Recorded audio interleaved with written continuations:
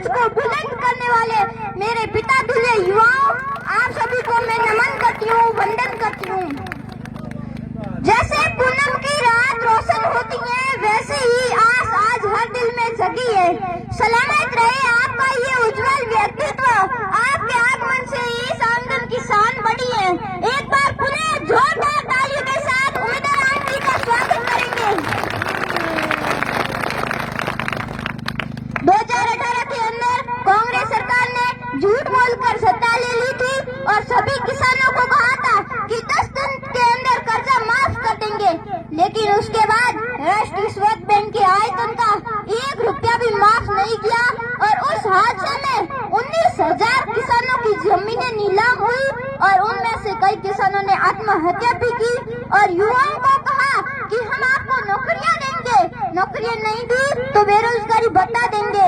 नौकरियों के लालच में युवाओं ने बार बार पेपर दिए, बार बार पेपर लीक हुए। पेपर लीक 1 बार नहीं हुआ, पेपर लीक 2 बार नहीं हुआ, पेपर लीक 19 बार हुआ। ऐसा इतिहास के अंदर पहली बार हुआ है। इन राजस्थान किसान, इन राजस्थान युवा, इन राजस्थान किसान और युवा दुख और तकलीफ सह सके, इन राजस्थान किसान प्रकृति मार सह सके, लेकिन धोखा बर्दाश्त नहीं कर सके। इन राजस्थान किसान स्वाभिमानी किसान है, इन साथ कोई धोखा करे तो इन्हीं से सके। मैं तो पूछूं, कर्जा माफ होया नहीं होया, दोनों हाथ ऊपर करके संकल्प से बोलो भारत माता की। इस धोखेबाज सरकार को वापिस सत्ता के रूप में नहीं आने देंगे। बजरी माफिया ठेकेदार ने जब आम आवाम को लूटने का काम किया, जब बाड़मेर की जनता को लूटने का काम किया, तब राजस्थान की कांग्रेस और भारतीय जनता पार्टी के सभी नेता सत्ता रोक के सो गए थे और उम्मीदवार जी बेनीवाल ही एक ऐसे व्यक्ति थे जिन्होंने बजरी माफिया ठेकेदार के खिलाफ बड़ौदा की धरती पर 100 दिन तक आंदोलन किया और बजरी माफिया ठेकेदार कोई आम आदमी नहीं था, वो पूर्व मुख्यमंत्री वसुंधरा जी सिंधिया और अशोक गहलोत को भी अपने जेब के अंदर रखता था। ऐसी स्थिति में हमारी पैरवी किसने की, वो सब आपके सामने बैठे हैं। और मैं आपको उदयपुर की घटना बताती हूँ। उदयपुर में रहने वाले कन्हैयालाल दर्जी को दिन दहाड़े उसका गला काट कर उसकी हत्या कर दी गई। क्या ऐसी कानून व्यवस्था की जरूरत है हमें? और भीलवाड़ा में रहने वाले एक छोटी बच्ची को उसका गला काट और उसका सर पीट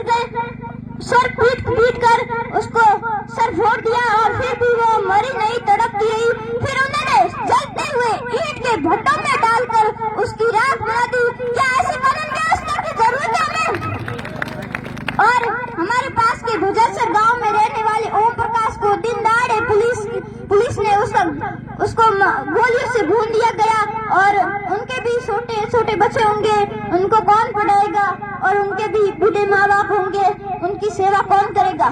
हाँ, उनकी गलती थी तो उनको कानून की सजा दिलानी चाहिए, ऐसे एनकाउंटर नहीं करना चाहिए था, ये बात गलत है।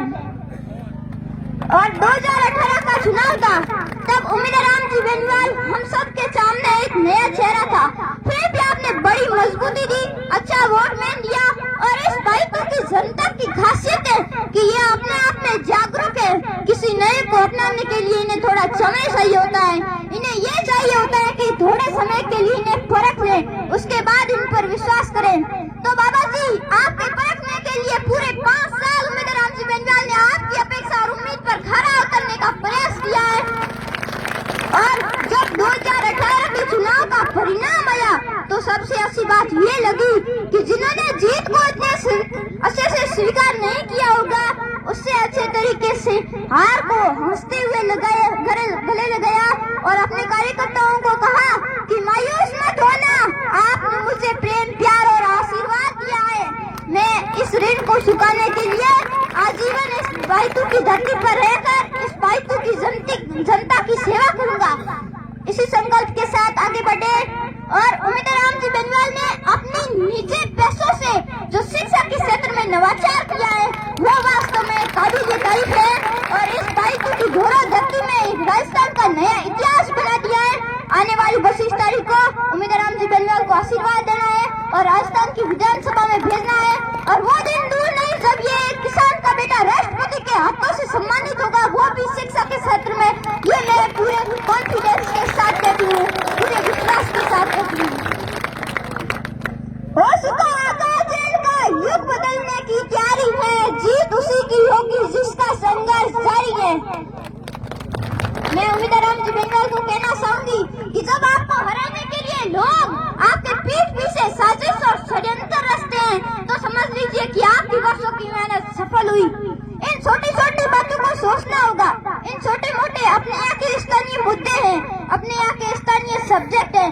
बाबा जी वो तो आप कभी भी सल्टा लेना, लेकिन जयपुर के अंदर कुछ गलत हो गया तो उम्मीदवार जी की इतने सालों की मेहनत व्यर्थ चली जाएगी। वापिस ये लोग मौका नहीं आने देंगे, इसलिए आपका फैसला चूक नहीं होना चाहिए।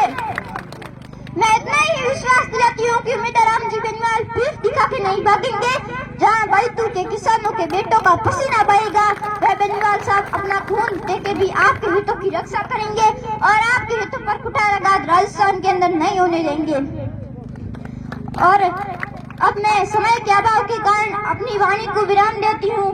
एक बात आखिर में कहूँ, हाँ में बैठा होने भी कहूँ, ने मंच मत बैठा होने भी कहूँ कि थारी मूसरी लड़ाई, थारी नागरी लड़ाई, थारी एक दूसरे लड़ाई उन थार खूंजे बांध के दरीने से घाल दीजियो, इन्हें बार मत काट दीजियो, क्योंकि अब की बार राज बनाना है तो उन शुरुआत भाई तो डरते करनी है। बोलो भारत माता की।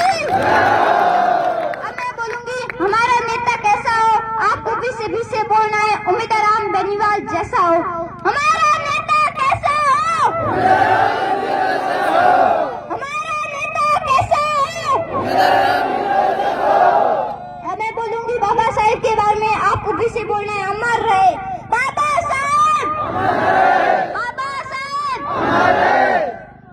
और इतने बड़े मंच पर मैं पहली बार बोली हूँ, इसलिए मुझसे कोई गलती हो गई हो तो मुझे अपनी बेटी या पोती समझ के माफ कर दीजिए। धन्यवाद। बहुत बहुत धन्यवाद। ये छोटी सी बच्ची का अपने भाई थे सुनीता।